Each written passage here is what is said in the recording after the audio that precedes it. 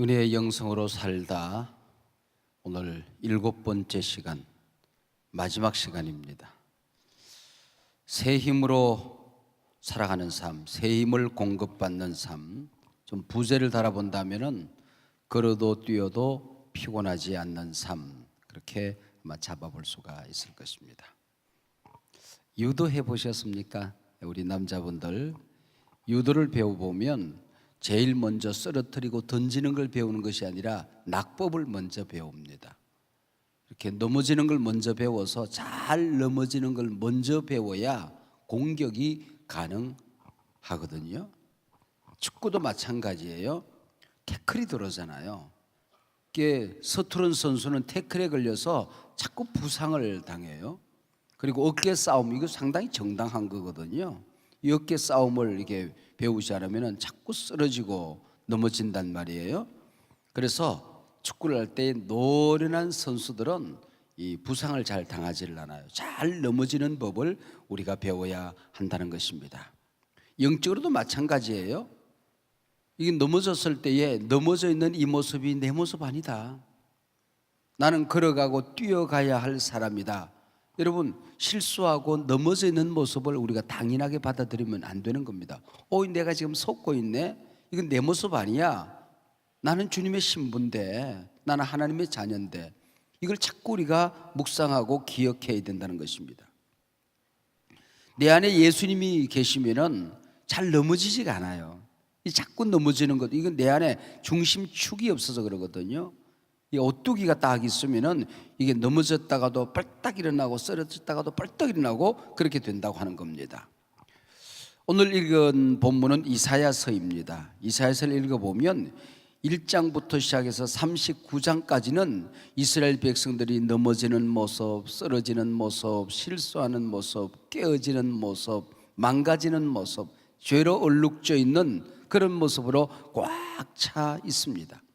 그러다가 오늘 본문 40장에 딱 들어오면은 필체가 달라져요.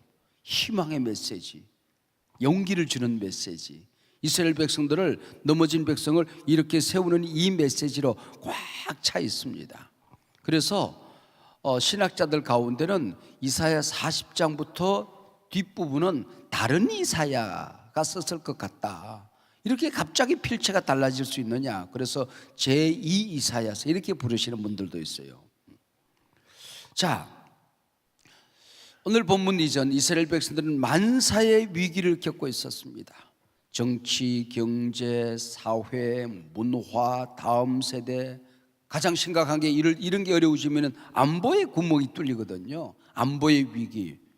그리고 지도자들은 무능하고 백성들은 타락하고, 지도자가 타락하면 백성들이 무능해 보이고, 엉망진창입니다. 이때에 정치 진영에도 딱 두 개로 나누어졌어요. 이 진보 진영에 있는 젊은 정치 지도자들이 모여있는 이 진보 진영에서는 신흥국가 아수르를 붙들어야 우리나라가 산다. 그리고 소리를 지른 겁니다. 거리로 찢어나가서 아수라 아수라 하고 막 촛불 켜고 막 이러고 이제 이러고. 근데 좀 보수 진영에 있는 나이가 좀 드신 원로 그룹의 사람들은 그래도 바벨론을 우리가 의지해야 될 것 아닌가. 이 바벨론한테 잘못 보이면 우리 박살난다. 바벨론을 의지하자. 그리고 이제 싸움박질을 지금 하고 있는 겁니다. 지금 최근 우리나라에서도 이 사드 문제 하나만 가지고도 보수 진영에 있는 분들은, 원로 그룹에 있는 분들은 늘 그래도 우리의 우방이 미국이라고 하는, 미국 없이 우리나라가 안보가 지켜진다는 생각, 우리가 우리 머릿속에서 잘 지워지지가 않는단 말이에요.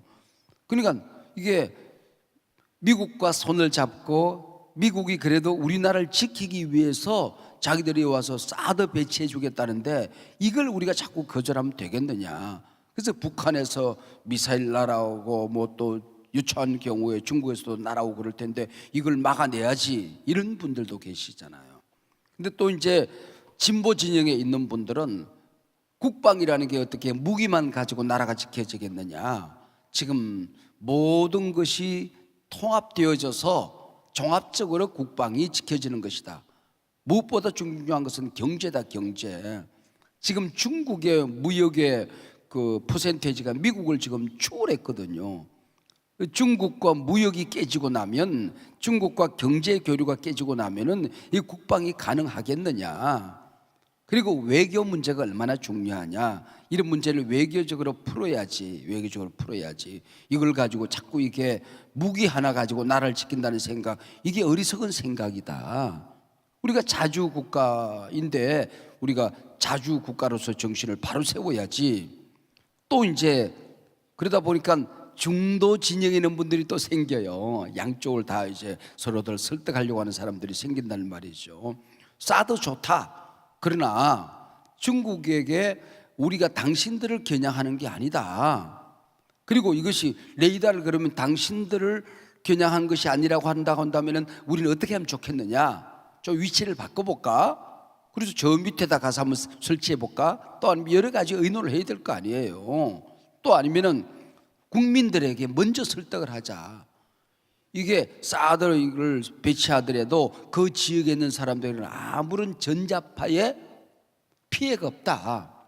그리고 그 전자파에 피해가 없을 뿐만 아니라 이것을 설치하는 그 자리에 최첨단 기업을 오히려 배치해서 이것이 안전하다고 하는 것을, 오히려 당신 지역이 더 우리나라에서 최고 안전지대라고 하는 것을 우리가 보여주겠다. 이렇게 좀 설득을 하고, 그래서 우리 지역에 배치해라. 고양시로 배치해라. 파주시로 배치해라. 막 국민들인데 서로 배치하려고 싸움도 하고, 좀 그때까지 좀 더 설득을 하자. 뭐 이런 사람들이 있을 거 아니에요. 꼭 그런 상황이 지금 여기서 펼쳐지고 있는 겁니다. 이런 사회에 우리나라에서도 흑백 논리가 생기잖아요. 나하고 다른 사람들, 의견이 다른 사람들을 존재적으로 다른 존재라고 생각합니다. 이게 굉장히 위험한 생각이거든요. 의견은 오늘도 다르다가 내일은 같고, 또 나도 틀리고 너도 틀릴 수 있고, 너도 맞고 나도 맞을 수 있다. I'm okay, you are okay. I'm not okay, you are not okay. 이러지. 항상 I'm okay, you are not okay. 항상 나는 옳고 너는 틀리고. 그래서 저것들은 뭐 적이고, 저것들은 꼴통이고, 저것들은 빨갱이고, 이런 어떤 흑백 논리가 우리나라에 확 사로잡혀 있어가지고 이 갈등 지수를 해결하는 비용이 얼마나 많은지 아십니까? 여러분이 우리나라에 지금 1년 국가 예산이 400조 원 정도 되거든요. 근데 우리나라의 갈등을 해소하려고 하는 그 비용이 400조 원이에요. 그대로 300조 원 시대는 300조 원이 들더니 400조 원 시대는 400조 원이 들어요. 그만큼 이게 어마어마한 사회적인 갈등 치유 그 경비가 너무 어마어마해지는 게 바로 오늘 우리가 상황이 처해 있는 이 모습이란 말이에요. 여러분, 뭐 지역 간의 갈등, 남북 간의 갈등, 계층 간의 갈등, 이런 것들이 그동안 우리나라에 확 퍼져 있었는데 요즘은 새로운 갈등들이 굉장히 많아집니다. 세대 간의 갈등. 아버지와 한 집안 안에서 자녀의 생각이 달라요. 굉장히 자녀의 생각이 달라요. 여러분, 또 새로운 보수 진영들이 신보수 진영으로 옮겨지고 있습니다. 그러니까 새로운 제3지대, 중원지대가 또 만들어지는 이런 또 희한한 구조가 지금 막 이게 비틀거리니까 오늘 이렇게 갔다가 내일은 저렇게 갔다가, 이게 뭐가, 여러분, 여론조사가 하루아침 눈 까맣다 뜨고 나면 모든 게 막 수치가 달라져 있는 이런 세상이란 말이죠. 이게 얼마나 지금 뒤죽박죽인 지금 세상을 우리가 살아가고 있습니까? 우리 금년의 대선은, 여러분, 우리 지난번 대선 때는 50대가 혁명을 일으켰는데 틀림없이 이번에는 젊은 세대들 20, 30대가 아마 어마어마한 정치적인 자기 주장과 자기 표현이 강할 겁니다. 그 사람들이 어떻게 생각하느냐 하는 것이 굉장히 중요한 시대로 지금 가고 있습니다. 그래서 아수르파가 상당히 지금 많아지고 있어요. 바벨론파가 지금 적어지고 있고 아수르파가 상당히 지금 많아지면서 그래도 바벨론파들은 안정감이 있거든요. 근데 아수르파들은 이게 뭐 아니면 뭐 아니면 이게 자칫 잘못 판단하면 큰일 나거든요. 그래서 우리가 기도를 많이 하고, 우리 집에 가서도 자녀들하고 대화하고 소리 지르지 말고 니네들이 뭘 알아서 이러면 이제 대화가 끝나는 거야. 끊임없이 대화를 해서 이럴 때에 방향계를 쫙 잡아야 돼요. 방향계. 제가 지금 어떻게 방향계를 잡기 위해서 설득을 하고 누구랑 대화를 하고 어떻게 될 것인가, 그게 지금 제가 하나님께서 내게 주신 지금 이 사명을 잘 감당해야 될 터인데, 내가 깨어서 이런 것들을 바로 길라잡이가 되어야 될 텐데 하는 생각 때문에 괜히 짐이 무거워. 짐도 지지도 못하면서 뭐 할 수 있는 것도 없어. 그래서 기도할 수밖에 없는 거거든요.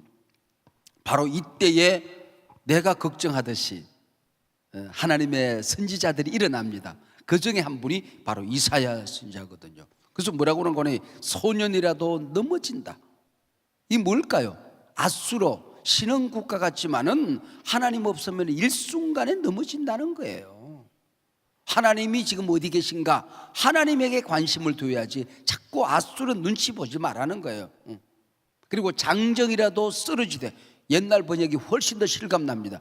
장정이라도 자빠지되 그렇습니다. 옛날 번역 그렇게 되어 있어요. 장정이라도 쓰러지다. 이게 누굴까요? 바로 바벨론도 지금 전 세계를 지배하고 있는 것 같지만은 이게 하나님 없으면 힘없다 그런 얘기죠.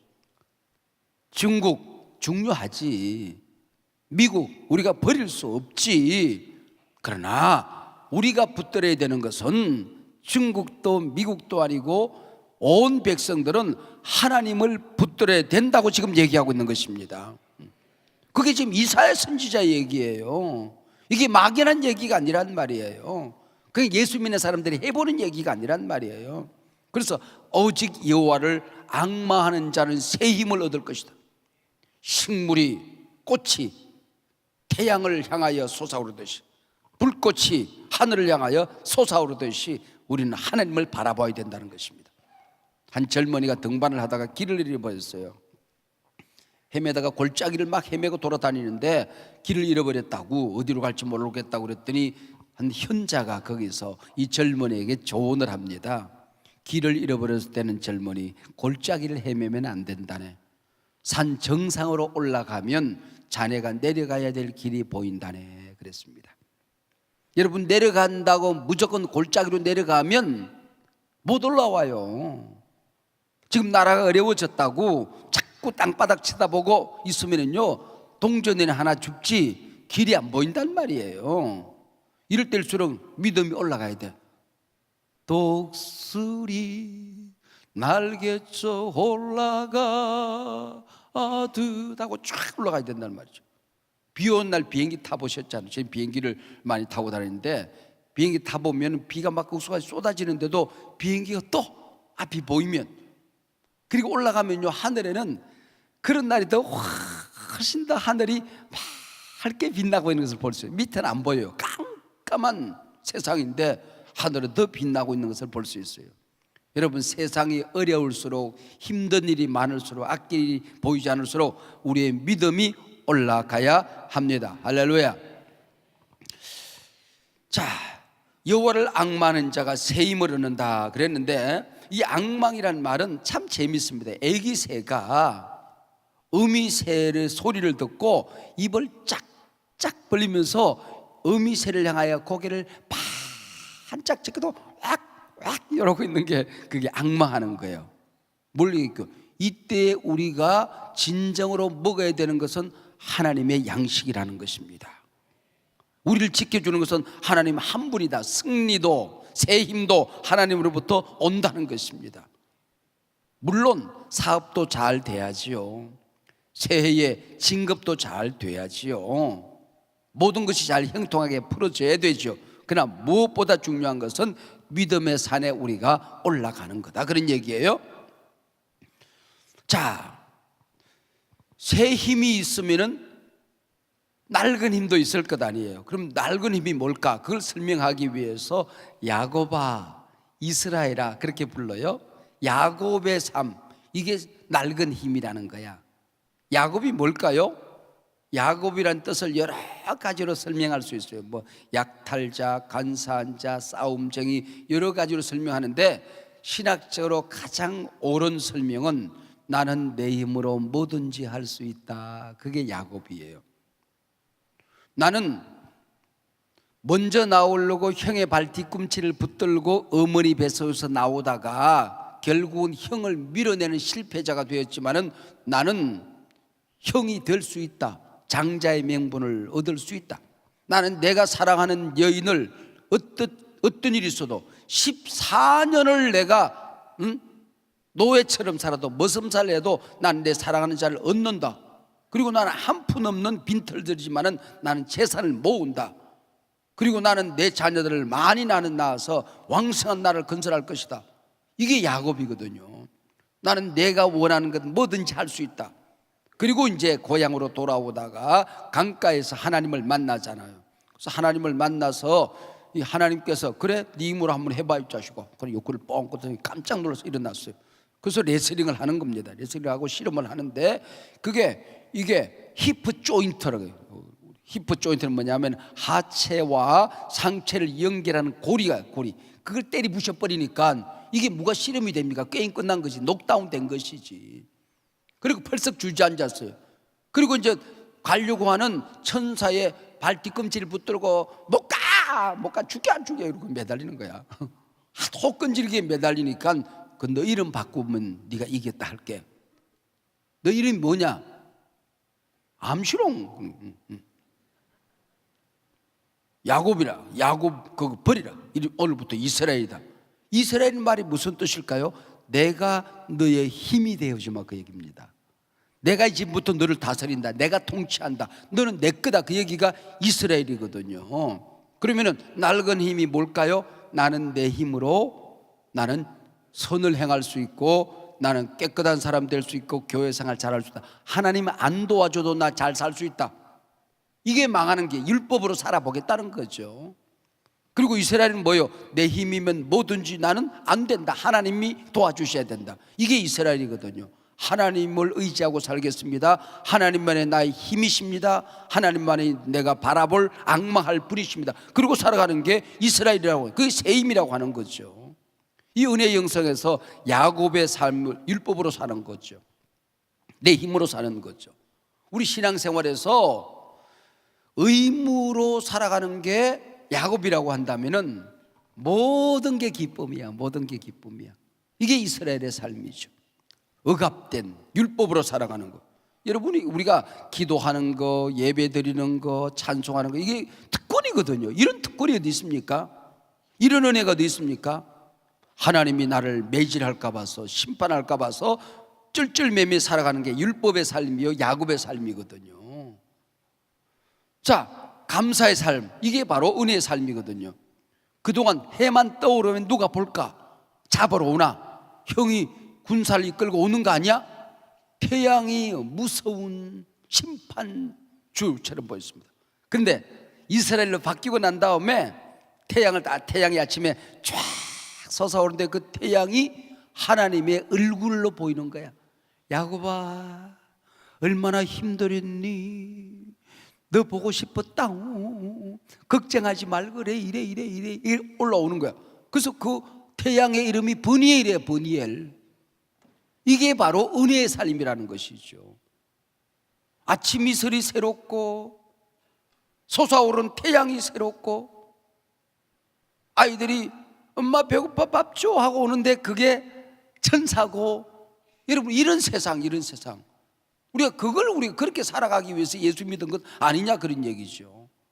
그래서 신앙생활 이 모든 것들이 은혜의 영성으로 살아야지 율법으로 의무감으로 살게 되면 안 된다는 겁니다.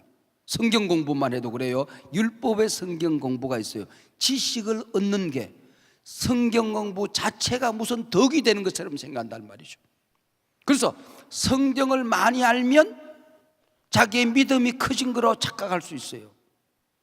물론 성경 공부가 얼마나 귀합니까? 그러나 성경 공부 속에서 기쁨을 얻어야 돼.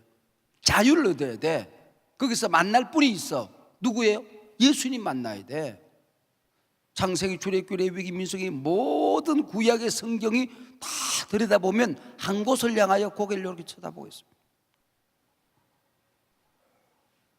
그 눈길을 따라가면 거기 누가 계세요? 예수님이 계시다는 말이죠. 신약은 물론 예수 얘기죠. 그 안에서 예수님과 사귀기 위해서 우리가 성경을 공부하는 거예요. 어떤 가정이 부인이 지방 성경학교 졸업했대야. 그리고 신학도 이만큼 공부를 했대야. 그래서 부부 싸움을 하면은 성경 말씀을 인용해서 남편을 공격하는 거야. 몇 장 몇 절에 이렇게 말씀하시는데 당신이 그러면 돼요? 이렇게 성경이 이렇게 말씀하시는데 당신이 그래가지고는 집사예요? 잡사도 아니지. 그리고 성경으로 긁어 제키는 거야. 그랬더니 남편은 뭐 성경을 좀 아는 게 있어야지. 또 그리고 남편은 화가 난 말을 좀 못하는 게 남자들입니다. 여러분, 여자에게 말싸움으로 이기겠다는 생각이 제일 바보 같은 남자들입니다. 이건 안 되는 거야, 안 되는 거예요. 하도 여자가 쫑알거리니까 그래, 너도 말씀으로 한번 맞아봐라 그러고 성경으로 때려버리더래. 입으로는 안 되니까 네가 말씀으로 나를 패으니 너도 말씀으로 맞아봐라. 성경으로 등을 팍 쥐더래. 하고. 여러분, 이게 성경 공부하는 일입니까? 신학 공부 목적이 그게 있는 거예요? 그 성경 구절 외워서 남편 공격하라고 그게 있는 거예요? 아니잖아요. 예수님을 만나야 되는 거라서. 예수 믿는 바리새인이 되기 위해서 성경 공부하면 안 된다는 것입니다. 의외로 성경을 많이 공부한 사람 가운데 예수 믿는 바리새인들이 있어요. 기도 생활도 마찬가지예요. 율법적인 기도 생활이 있고 은혜 영성으로 하는 기도 생활이 있는 겁니다. 의무적으로 하는 거. 그럼 얼마나 지루해요. 그리고 기도가 중언부언합니다. 감격이 없어요. 기도하고 나오는 얼굴이 환해져서 그곳은 빛과 사랑이 언제나 넘치옵니다. 궁뎅이가 살살 흔들어져야 되는데 어깨가 쭉 젖어가지고. 그럼 기도 잘못한 거잖아요. 거기서는 막 그냥 하나님 저것들 죽여주세요 소리 지를 수 있고 차라리 날 죽여 그럴 수 있지만은 기도의 마침의 시간에는 눈물이 쭉 글쎄서 눈이 벌겋지만은 얼굴은 환한 보니엘이 돼야 될 것 아니냐 그런 얘기죠. 여러분, 우리가 예수 믿고 살아가는 삶 가운데 이것처럼 어마어마한 특권이 어디 있겠어요? 엄청난 특권. 그 기도 속에서 아버지를 만나잖아요. 어저께 우리 교회 연세가 꽤 드신 어르신 분이 한 분 계셔서 좀 몸이 너무 편찮으셔서 기도하는 시간을 가졌는데 기도하다가 어떤 기도가 나도 평생 나도 이제 지금 마흔이 조금 넘었는데 내 나이가 다 먹도록 이 나이가 되도록 한 번도 해보지 않은 기도가 간밤에 툭 튀어나오더라고요. 어떤 기도관이 하나님 아버지 나이도 들어가고 인생의 연륜도 많이 쌓여져 가지만은 문득문득 약해지는 마음, 문득문득 약해진 몸, 믿음이 약해졌사오니 몸도 고쳐주시지만은 믿음을 고쳐주셔서 믿음 잃지 않게 해주시옵소서. 이 기도가 나오더라니까. 나이가 들어간 다음에 이게 자꾸 몸도 약해지고 마음도 약해지는 게 이게 인생의 위기구나. 그러다가 100년을 다 사신 김영석 교수 얘기가 둘이서 이제 주고받으면서 이야기를 했어요. 그분도 이제 그 책을 읽고 나도 이제 그 책을 보았는데 그게 그 책 이름이 100년을 살아보니 하는 책이에요. 그분이 98세거든요. 98세인데 지금도 대학에 가서 강의를 하고 TV에 나와서 강의를 하는 어르신인데 이분이 100년을 살아보니 하는 그런 책을 최근에 쓰셨어요. 그러면서 100년을 아내와 함께 살아왔던 인생 여정을 얘기를 하는 장면에서 무슨 얘기를 하는 거 하니 청년 시절에는 결혼 초기에는 연정으로 산답니다. 그래서 이게 섹시한 사랑이 그게 중심이 되는 사랑을 하게 된다고 그래요. 우리가 예수를 믿고 난 다음에도 이 연정으로 살아가는 단계가 있어요. 가슴이 설레이고 올 때마다 눈물이 핑 돌고 예배 시간마다 손만 들어도 막 찌릿찌릿하고 막 연정의 신앙생활을 할 때가 있단 말이에요. 그리고 이제 결혼 생활이 이제 10년 넘어서고 나이도 들고 아기도 이제 태어나고 그러다 보면은 연정보다는 애정으로 사는 겁니다. 처음 젊은이들이 에로스로 살아가다가 그 다음에 필로스로 필리아의 사랑으로 살아가거든요. 이게 이제 사랑이, 그렇다고 사랑이 변화된 건 아니에요. 가슴이 뭉클하고 손잡으면 찡하고 이럴 거는 없어. 연정의 사랑은 없어졌어. 그러나 그건 못지않은 애정의 사랑이 있다는 거예요. 애정의 사랑이 있다는 겁니다. 에로스의 사랑도 한 20% 남아있지만은 그다음부터는 필리아의 사랑이 이제 대부분 그 살아가는 삶의 중심이 되면은 그게 이제 애정으로 살아가는 삶이 되는 거거든요. 예수님과 더불어 살아가면서도 이게 가슴이 찡하고 그냥 예배 시간마다 눈물이 핑 돌고 이런 건 조금 약해졌어. 그러나 교회 안에서 이제 든든해지는 거야. 성공의 사다리도 다 돌았고 목자도 되고 집사도 되고 어느 세월에 이제 교회의 중진이 되면서 권사라고 불려지고 이러면서 이제 교회가 내 가정처럼 느껴지는. 그래서 누가 교회를 마유가 화딱지가 나는, 한숨밖에 누가 욕하면은 앞장서 그냥 다른 데는 안 싸우지만 여기서는 그냥 막 머리 내밀고 싸우는 거야. 교회가 한 몸이 되어지는 그런 단계가 이제 온단 말이에요. 그런 단계가 온단 말이에요. 그리고 이제 그것이 결혼 생활에 이제 30년 넘어서고 환갑이 넘어서고 하면은 이제는 연정은 거의 없어져. 연정은 거의 없어지고 애정이 조금 남아 있어. 애정이 이제 한 20, 30% 남아 있고 그다음부터는 인간애로 산대. 인간애로 산대. 인간애로.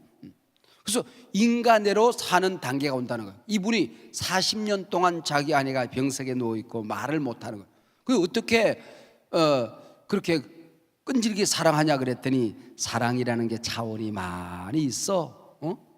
에로스의 사랑도 있고 필리아의 사랑도 있지만은 아가페의 사랑도 있는 거야. 아가페의 사랑도. 나이가 들면서 이 아가페의 사랑으로 살아가는 법이 또 있는 거거든. 그래서 그 사람이 아픈데 내가 더 아프고 이런 단계가 이제 오는 거 아닙니까? 그러면서 이제 그다음부터 살아가는 인간애가 있더라고 하는 것이죠.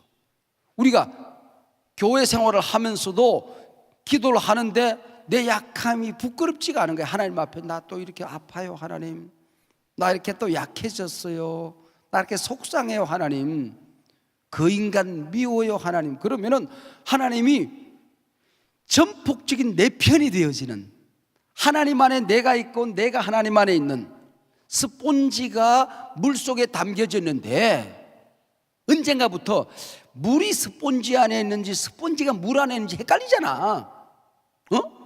교회를 사는데 교회 안에 내가 있는지 내 안에 교회가 있는지 헷갈리는 단계가 온다는 말이에요. 아가페의 단계가, 인간의 단계가 오는 거야. 이게 이제 그분의 이제 인생 살아가는 삶의 여정을 되돌아보면 100년을 살아보니, 여러분 그게 지혜가 뚝뚝 떨어질 것 같은 그런 책 아닙니까? 예, 여러분 우리가 기도가 그런 거란 말이죠. 스폰지가 물 안에 있는 거, 이거 갑자기 왜 이 생각이 났지? 원고에도 없는데 이런 거 보면 내 머리가 이게 하나님하고 막 연결이 돼 있다는 게 분명해.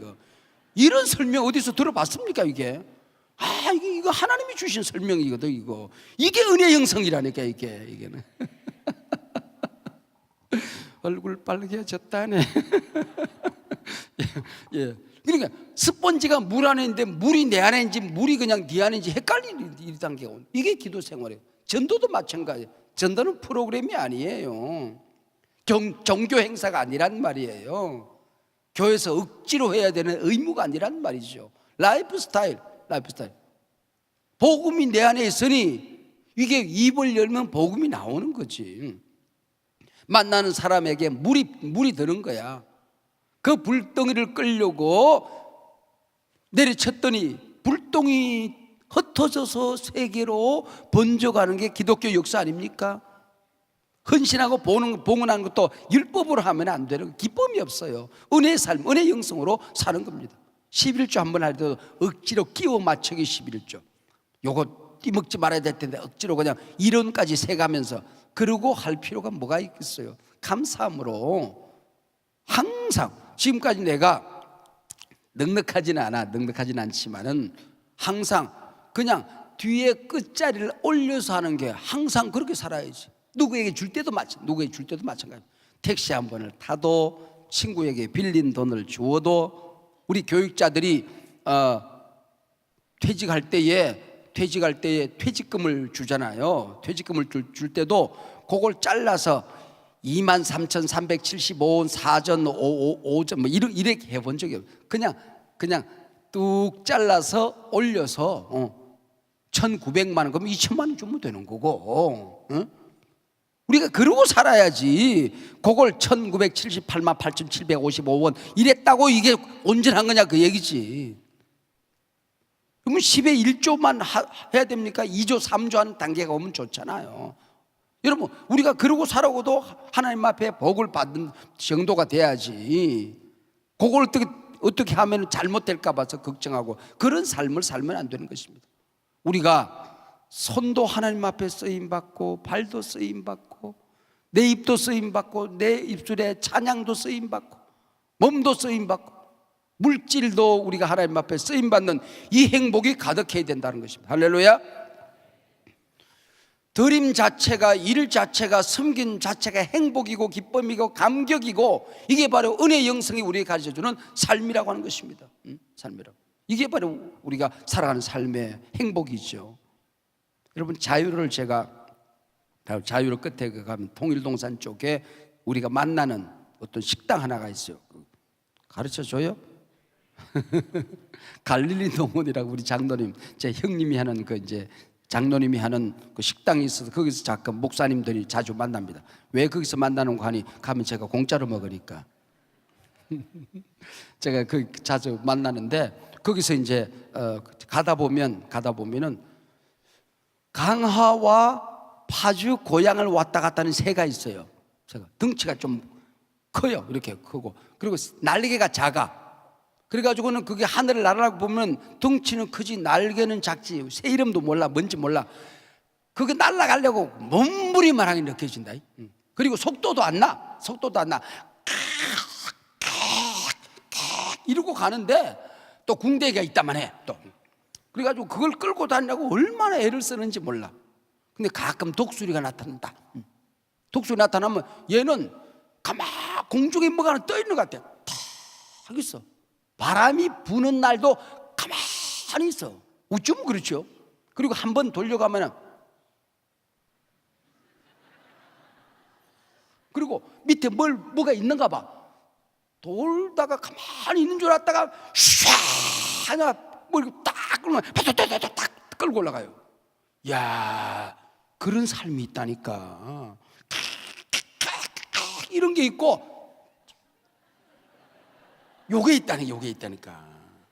바람 불면 그걸 해치려고 삐득삐득 넘어지는 그런 새가 있는가 하면은 바람이 불수록 더 고요한, 더 쉬운 이런 날개짓이 있다니까. 우리가 은혜의 영성으로 살아가는 게 그런 거예요. 진리를 알지니 진리가 너희를 자유케 하리라. 할렐루야. 여러분, 새해에 이 은혜의 영성으로 살아가는 여러분들 되시기를 바랍니다. 어떤 노새가 근초더미 사이에서 굶어 죽었더래요. 사인을 조사해 보았더니 이 노새가 양쪽에 먹을 것이 있으니까 어느 쪽을 먹을까 망설이다가 굶어 죽었대요. 여러분, 우리 예수 믿는 사람 망설일 것 없어. 한쪽 근처토미는 독약이야, 쥐약이야, 농약이야, 율법, 죄 먹으면 죽는다 생각하고 사는 거야. 은혜, 성령, 십자가에 보이는 능력, 이런 능력으로 살아가는 거야. 내 힘으로 사는 삶이 아니죠. 걸어가는 놈 위에 어떤 놈이 있어요? 뛰어가는 놈도 있는 거야. 뛰어가는 놈 위에 또 무슨 어떤 놈이 있어요? 날아가는 놈이 있는 거야. 날아가는 놈 위에 또 있어. 어떤 놈이 있어요? 붙어가는 놈이 있습니다. 비행기에 붙어가는 거야. 비행기 타고 가는 놈이 있잖아. 비행기 타고 가는 놈이 있는 거야. 우리가 이 세상 사람들이 뛰고 기고 넘어지고 자빠질 때 우리는 예수에게 붙어서 성령 안에 가득히 담겨져서 하나님의 사랑의 날개에 가득 안겨서 살아가는 은혜의 영성의 삶을 우리가 살게 될 줄로 믿습니다. 할렐루야.